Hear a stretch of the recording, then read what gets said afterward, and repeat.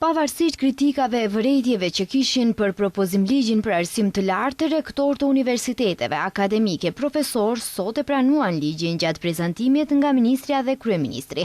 Mbështetjen e tyre disa e treguan me fjalë e të tjerët me heshtje. Universiteti Nën Tereza përshëndet iniciativën për cilësi më të lartë në arsimin e lartë dhe në këtë frym parashtroi edhe propozime të konsoliduara për përmirësimin e 3 projekt ligjeve, ligjit për veprimtarinë shkencore kërkimore, ligjin për cilësinë në arsimin e lartë dhe ligjin për arsimin e lartë. Universiteti Nën Tereza në Shkup të 3 projekt ligjet për ligjin e arsimit të lartë i përgatiti në mënyrë të koordinuar dhe institucionalisht të harmonizuar nga Komisioni Universitar i Universitetit.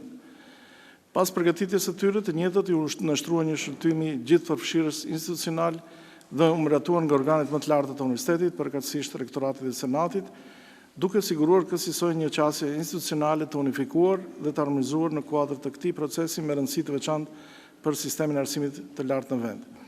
Me këtë, Universiteti Nën Tereza në Shkup e konfirmoi angazhimet e tij të vazhdueshëm institucional dhe pjesëmarrjen aktive profesionale dhe të përgjithshme në përmirësimin dhe zhvillimin e arsimit të lartë.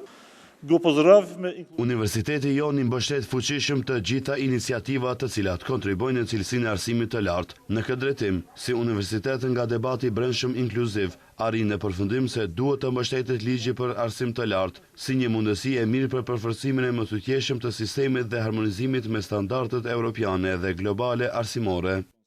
Në Universitetin Sveti Kirill. Ligji parasheh kritere më të larta për zgjedhjen dhe rizgjedhjen në tituj akademik, të cilat do të rezultojnë në rangime më të mira të universiteteve në nivel ndërkombëtar. Me këtë ligj mbrohet autonomia e universiteteve, kurse për herë të parë vendoset planifikimi buxhetor 5 vjeçar, gjë që sjell stabilitet më të madh në punë. Kryeministri Kristian Mickoski u shpreh se shumë vite është eksperimentuar me arsimin, ndërsa dëmi më i madh sipas tij është bërë në ligjin për arsim të lartë të sjellur në vitin 2018. E ligji i ri, thot ai, do të jap rezultate. Për mua është veçanërisht e rëndësishme që zgjidhja e re ligjore krijon kushte që të rinjtë të qëndrojnë këtu, të ndërtojnë rrugën e tyre profesionale dhe jetësore në vendin e tyre. Për herë të parë, studentët që me bursa shtetërore studiojnë në 100 universitetet më të mira në botë, si dhe studentët më të mirë në Maqedoni apo të shpallur më të mirët në universitetet e tyre, do të kenë përparësi në punësim në universitete shtetërore. Ministrja e Arsimit Vesna Janevska shpreh kënaqësinë që ligji ka marrë mbështetjen e komunitetit akademik.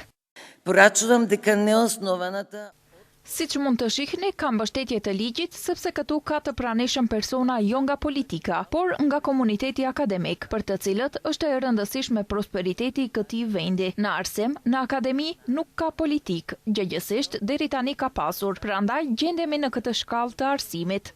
I vetmi person që kishte vërejtje për ligjin ishte studenti i vetëm i pranishëm në konferencën e prezantimit të ligjit, Aleksandar Nikolovski. Ai kritikoi pushtetin që sipas tij financon më shumë universitetet shqiptare. Do të rikujtoj se 42 milion euro investon në Universitetin Nën Tereza, e cila ka rreth 2000 studentë. Për krahasim, në vitin 2025 për ndërtesat e Fakultetit të Shkencave Informatike dhe për Fakultetin e Kulturës Fizike janë investuar 20 milion euro për 6.000 studentë. Në vitin 2025, investimet kapitale në Kirillin dhe Metodin 245.000 euro, kurse të Nën Tereza 2 milion euro, edhe pse i pari i ka 23.000 studentë, kurse i dyti 2.000. Ligji për arsim të lartë sipas ministres pritet që së shpejti të kalojë në qeveri e më pas dërgohet në kuvent për votim.